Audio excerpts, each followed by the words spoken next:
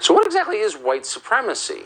It's the most powerful phrase in the English language. You can lose your job. You can be arrested for it. So what is it? Well, they keep it ambiguous just so you'll be terrified into obeying them because you don't want to be accused of it. They never define it. It turns out, though, even if you accept the ADL's definition of white supremacist violence, the ADL is just a paid arm of the Democratic Party, but even if you believe their definition, there were, all last year, a total of 13 deaths in the United States due to white supremacy. That's their accounting. By comparison, there were 22,900 murders overall. What lesson should we draw from this? Victor Davis Hanson is a historian, a senior fellow at the Hoover Institution, and one of our favorite guests. Professor, thanks so much for coming on. What conclusions do you draw from this spectacle? Well, I think that usually in normal times, Tucker, that we don't do insane things like let people out with no bail or do not prosecute people who are arrested or let felons out of prison. But these are confined to the campus, critical race theory, critical legal theory, critical penal theory. But I don't know whether it was COVID or the lockdown or George Floyd or the 120 days of rioting in summer of 2020 or the strange 102 mail-in ballots or the Biden left-wing agenda. But these academic theories got mainstream into actual policies of defunding the police and letting criminals out of jail and et cetera. And we lost deterrence. So the criminal today says in a cost-benefit analysis, it's in my interest to commit a crime because I'm not going to pay the price for it.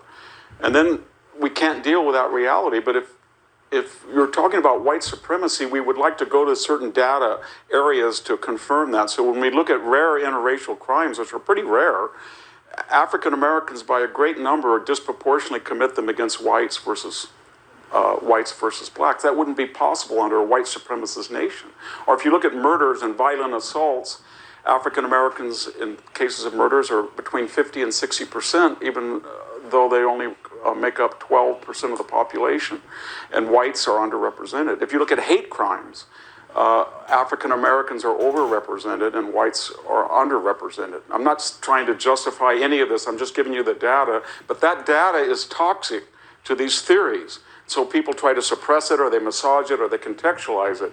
But we're never going to get to helping the people who really need the help in the inner city, the innocents, if we don't stop this crime wave. And a lot of it has to do with African-American males who feel, one way or another, there's no deterrent left.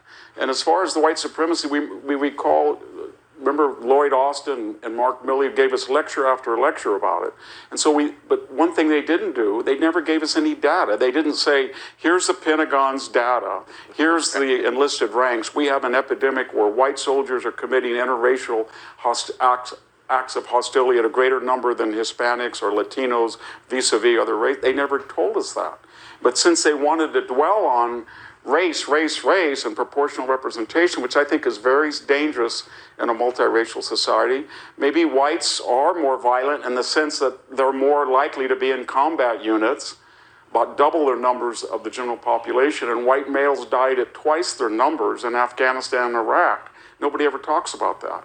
If that's what they mean by they took a gun and they went after the enemy and that makes them dangerous, I don't know if that's what they intended. But finally, Tucker, the left doesn't have an agenda in November, so we're going to hear Roe versus Wade, we're going to hear the Electoral College is racist, filibusters, we're going to hear white supremacy, and we're never going to hear, here's what we can do for energy, here's what we can do for deterrence of foreign policy, here's what we can do for inflation, none of that.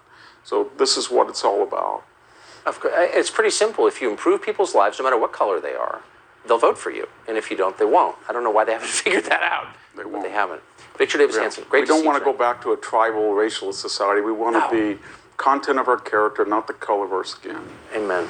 Thank you.